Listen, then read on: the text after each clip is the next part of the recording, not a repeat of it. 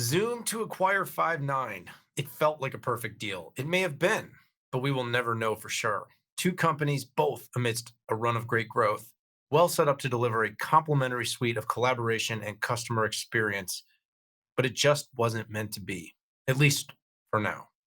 Rowan Trollope, Five9 CEO, joins me to talk about what happened with this deal and what is next for Five9. Welcome back to Making Markets. This is the Making Markets podcast, brought to you by Futurum Research. We bring you top executives from the world's most exciting technology companies, bridging the gap between strategy, markets, innovation, and the companies featured on the show. The Making Markets podcast is for information and entertainment purposes only. Please do not take anything reflected in this show as investment advice. Now, your host, Principal Analyst and founding partner of Futurum Research, Daniel Newman. Rowan Trollope, CEO of Five9. Welcome to Making Markets. Great to have you here. Great to be here. Thanks for having me on. It was fun. Not too long ago, you joined my esteemed co-host, Pat Moorhead, and I on the 6-5, and it was a different time.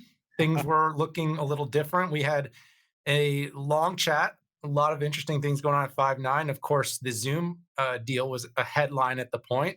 And, I think everybody, or I don't know about everybody, but at least Pat and I both thought in most indicators were that we were going forward. And yet here we are. It's Monday, October 4th. Friday, I got an alert on one of my various Apple alerts popped up on my phone and told me the deal is off. And the first thing I did was I messaged your comms team and I'm like, all right, I got to get Rowan on the show and find out what's going on. So give me the quick recap. Give me the skinny. What happened? I'm sure it wasn't just on Friday. How did we get here and how did this deal sort of come off the wheels? Yeah, absolutely. So it's pretty straightforward, and all the news is out there at this point. But essentially, our shareholder, we had a shareholder vote on Thursday, and the shareholders voted the deal down. And so at this point, we're moving on as a public company and as a standalone entity as we were before. So that's sort of what happened. This was not unexpected, by anyone. When Zoom, when we announced this transaction, originally the notional value per share for Five9 was just over $200 per share, and at the time and today we have a tremendous amount of confidence about our future.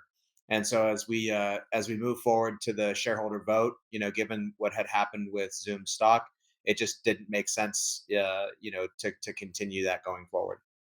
Yeah, it was really interesting because I was kind of reading through all the notes and I saw, I believe the Internal Shareholder Services, ISS, came out with a memo just ahead of the vote.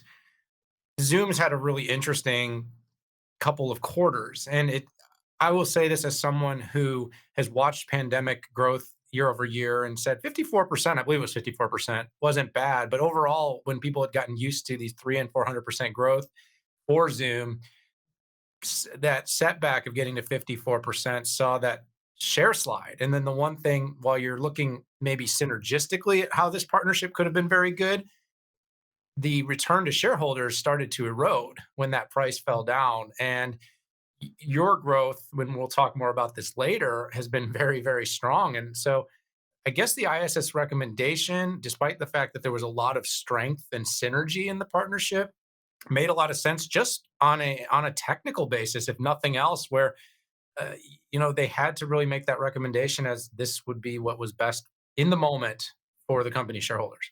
Yeah, I mean, it really was just about price, frankly, and we were confident of the company's future.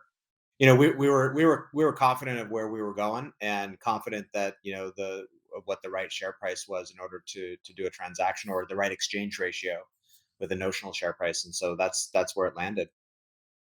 Yeah. So real quick, kind of wrap up the what happened and getting into what will happen for Five9, because that's what I'm really interested in digging into, though, is there has been some speculation. Of course, if you read the internet long enough and you go down the Substacks, Reddits, and you follow the Twitter streams and everything else, you can find anything. But that this may not be the end of the deal, that perhaps there will be another bite at the apple from Zoom. And of course, after the deal initially got announced, there were some other potential suitors that were named as possibly having had interest, but maybe exited the process or hadn't gotten their offer together in time. You think there might be another bite at the apple? You think there's deals in the future? And again, I know you may not be able to speak to this, but the rumors are out there. So I haven't read any of that. We announced that the deal's off. We're getting our heads are down executing our business right now. We're not thinking about any of that stuff. I'm just focused on running our business. Like I said before, we weren't selling the company before, and we aren't selling it now. So I'm not focused on that. I'm focused on driving our business forward. And you mentioned earlier we've seen really good growth. It's absolutely true. The contact center market is on fire right now. I mean, the whole industry, I think, during the pandemic and even leading up to the pandemic was really starting to tip over towards cloud. And now we've seen many of the biggest companies in the world start to consider cloud. And so I think that transition to cloud contact center is really going to start to accelerate even more than it has, right? It's accelerated. We've seen great growth in our enterprise subscription business, and I've predicted that that'll continue to grow in the 30s for the foreseeable future. Yeah, it's a great answer. And by the way, stepping up and saying we're just focused on building, that's what every shareholder, I believe, should want to hear from the CEO of a fast growth company. Actually, any company for that matter. You want to know their heads are in the game. They're trying to grow. If a deal happens to come across that's great for all involved, all the stakeholders and shareholders, I think any good board's going to consider it. But this one for now, it's off. So let's circle back to that growth. I looked over the last several quarters, 2020, very strong numbers. The last two quarters, I think we're in the 40s and high 30s percentile growth on the revenue side. Um, the pandemic has fueled overall adoption of anything that could help companies better reach their customers. You guys being cloud native enabled, it seems to me you're in a perfect position. So, what are the focal points now to continue this? Because while we talked about Zoom, they had a serious growth as a byproduct. You had some of that, although I think there's a little bit of a difference in the secular trends. But can this growth continue? You feeling confident in that? We absolutely feel confident in this market. Like I said, it's early innings still in the transition from prem to cloud. It's probably 15% penetrated to cloud. So there's a huge market left to go get. And, to be honest, for the last couple of years, we've actually had our sights set on the automation opportunity in the contact center, which is significant. I mean, it changes the addressable market from, what has been around a $24 billion market to what looks more like a 50 to $60 billion TAM. And that's all about just driving efficiency into the contact center. So we have been really laser focused on that for the last couple of years. It's the number one thing driving our growth is our automation portfolio. We did the Inference acquisition, and we acquired Wendu. We built our own agent assist AI-based technology. Recently won an award for our AI-based technologies at Enterprise Connect. So the team is doing really, really well at executing on this AI and automation opportunity. And I think that's going to be an important part of the future. It's a big growth and expansion space for the contact center. And look, we're continuing to partner with other UC companies. So, there is an adjacent sort of opportunity to bundle UC and CC adjacent for us because we sell directly to line of business. For that adjacency, it's really about partnerships, right? We partner with Microsoft. We've partnered with Mitel. We've partnered with Zoom, obviously. And we are open to partnering with any company on that front if it's the right thing for customers, because that's ultimately what drives this market is customer demand, right? And customers have been saying, "I need you to connect your contact center product with my UC backend." We think that's going to continue, but the big focus for our company in terms of what we're investing in is AI and automation. Yeah, let's dig into that real quick. I got a few more minutes of your time, so I'm going to take advantage of that. Um, I think that's an understated part of your business. I'm sure those that are deeply invested, whether that's on the market side or industry side, understand the importance of RPA, IPA, various automation technologies and scaling. But that's got to be a really pretty significant differentiator in the fact that you are cloud native, something that you guys are able to maybe deploy more quickly. Um, you know, why did you decide, I guess is my real question, to turn that into such a big focus when that hasn't been necessarily a focus or a big enough focus of more of your legacy contact center players? Well, we're just being driven by customer demand. Customers have told us, look, especially through the pandemic, their inability or yeah, I guess inability or lack of interest in really going and hiring more people to handle all this increased volume. They're saying, look, do you have things that can help us make this more efficient? And we saw that technology meeting that need. That need has been there for a long time. Maybe it got ramped up during the pandemic or exacerbated, but the fundamental need to continue to grow headcount is something that I think businesses recognize they can't really do. And for a long time, they leveraged offshore. That's obviously like one of the ways to reduce costs. But there's only so much of that you can do. And at the end of the day, there's always been a demand in the contact center space for automation and efficiency gains. It's a heavily, process driven part of the organization where every dollar counts. And so we've seen this need for many years. It's really that what's new here is that the technology has finally caught up to the market demand. And specifically this is with automatic speech recognition, which is now achieving human levels of accuracy.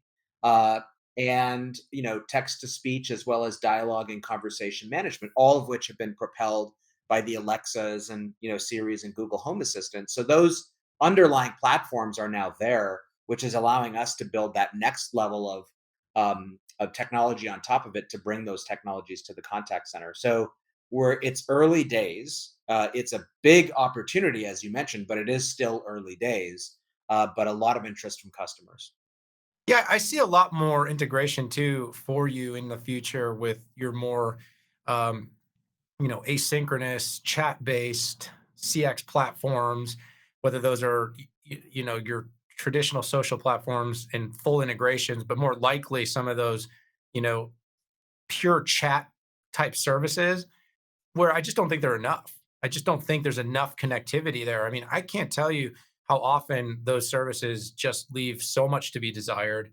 And then, like I said, anyone like us that probably has ever called a call center to talk to a issue with our bank or an issue with our air travel realize how we are looking for something more efficient. And I think kind of tying this whole ecosystem together, it seems like you guys are just so well positioned. You start adding in automation, you add in AI, you add in NLP, you add in the ability to use APIs and connectors to get into some of those back end chat enhanced systems, and it seems the full slate of just really world class CX is within reach in the cloud on a subscription basis where almost any enterprise can adopt it and embrace it.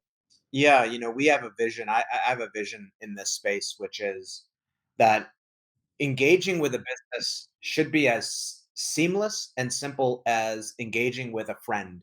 If we've all got experience, right, on our mobile phones of what it's like to text and, voice call or send videos and photos and use all of the different sort of rich channels that we have on our mobile phones. But yet when we go to contact a business, it's a really disjointed experience. You're talking to different people through different channels.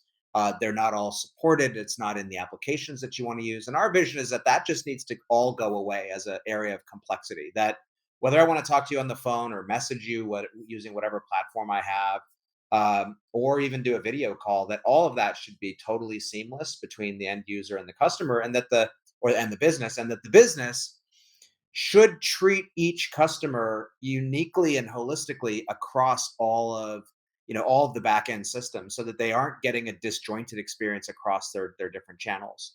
And that's something we've been pushing forward with. And I think you're right, we are in a unique position to be able to integrate those together and to make that really really seamless experience. And that's what we've been working on. And then to go to even one step further is then how do you layer in automation on those platforms? Because we know that you can't and don't want to do everything with human beings. So we've been talking a lot recently about the digital workforce and how you need to really invest in and train your digital workforce, which is really an AI sort of based technology that we're now able to offer to those customers. So it's those combinations of a very seamless experience for the end user, backed by a great technology platform that's integrated with automation, that we think is going to define the future of the contact center for the next, period here. Yeah, it sounds like the future's exciting, Rowan. The obvious reactions to a deal like this happening than not happening will create, varying emotional and different responses from people, from investors, from customers. But the two companies were always very, very positive towards one another. The partnerships will continue to exist what may have been built together. I believe both companies, through your platform investments, will continue to build closer and closer and more integration. It sounds very promising. Last question, just a quick response. Anything out there, anything really interesting for the market, investors, and those paying attention following Five9 beyond what we shared today? Any sort of, you know, let's just say lesser known, interesting facts about the future of Five9 that you'd like to share? I mean, I think we've covered it.